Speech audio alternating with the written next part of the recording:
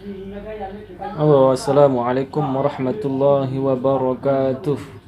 Alhamdulillah rabbil alamin wassalatu wassalamu ala rasulillah amma ba'du.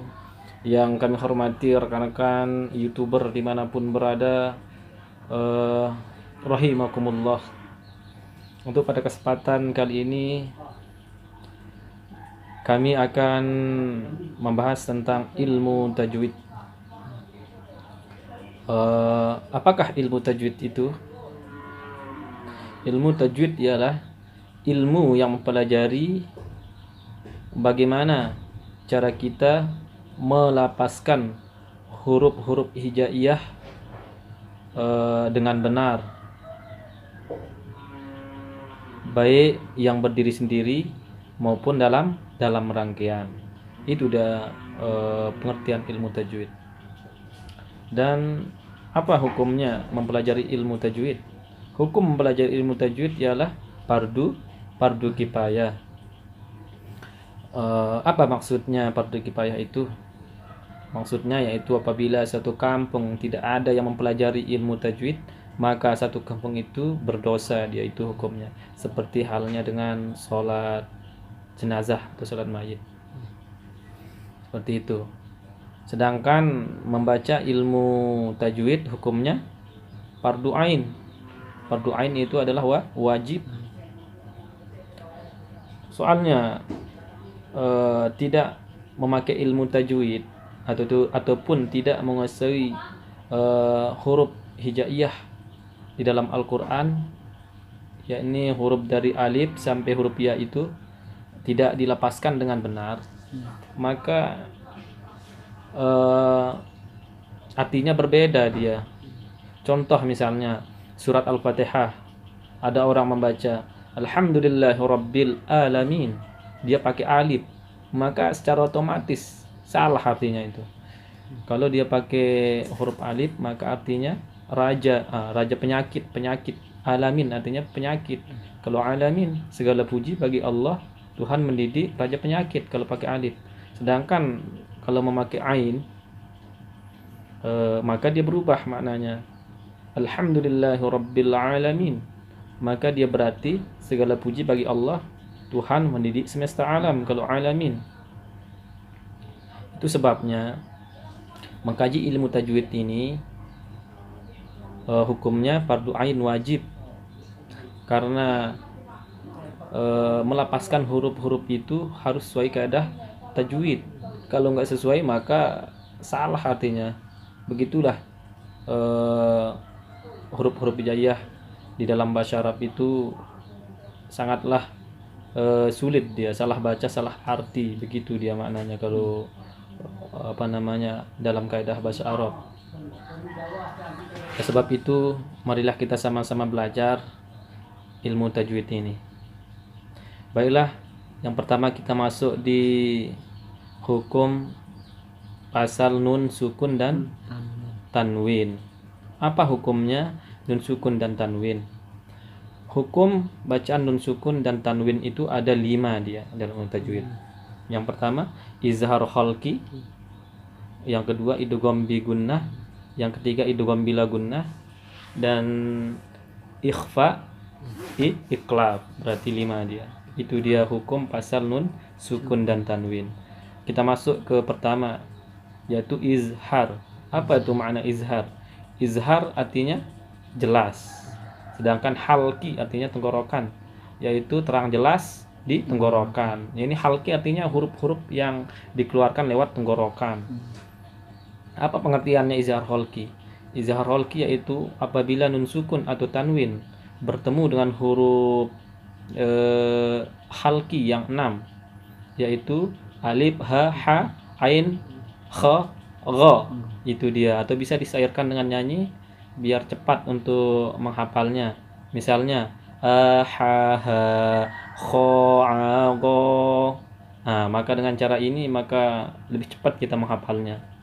Dan juga kalau kita mengajar anak-anak kecil, maka dia lebih mudah untuk menghafal dengan cara sair-sair seperti ini. Seperti itulah.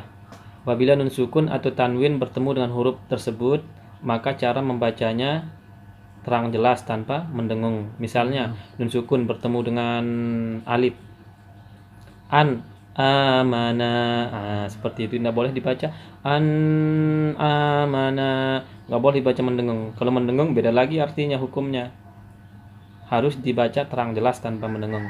An amana, seperti itu.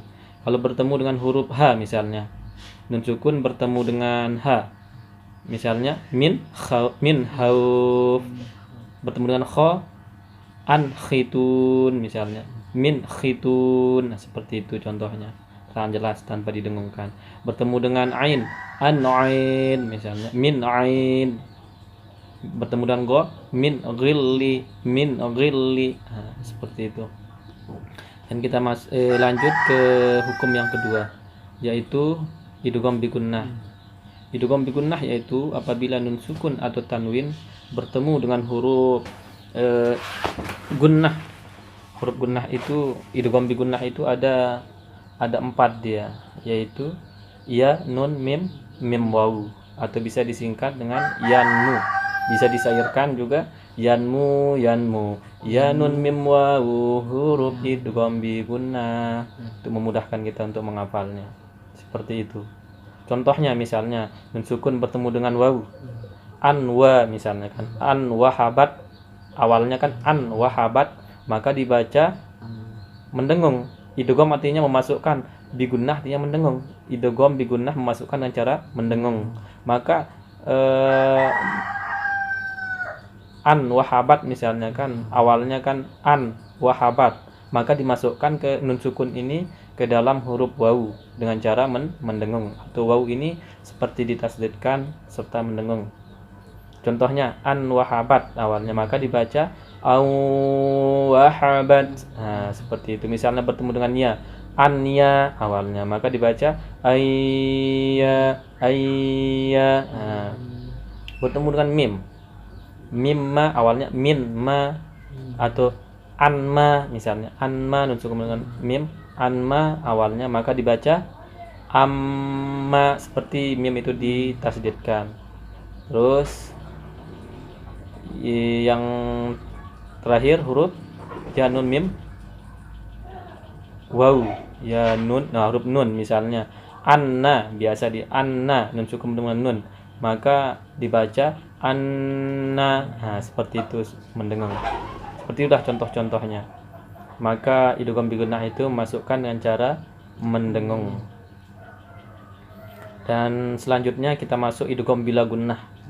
Idgham bila gunnah ini yaitu apabila nun sukun atau tanwin bertemu dengan huruf ro dan lam, maka cara membacanya terang jelas tanpa mendengung.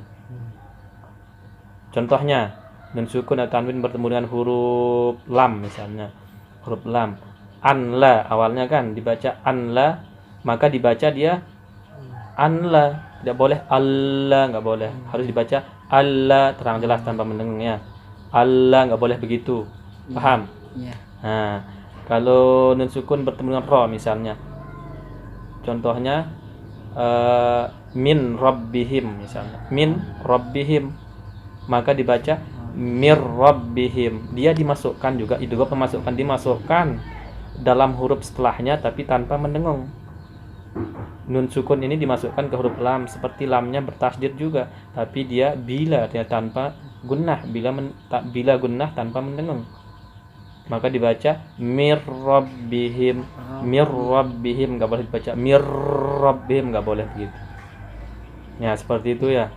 Nah, sampai di sini dulu kita sampai di huruf idgham bila gunnah.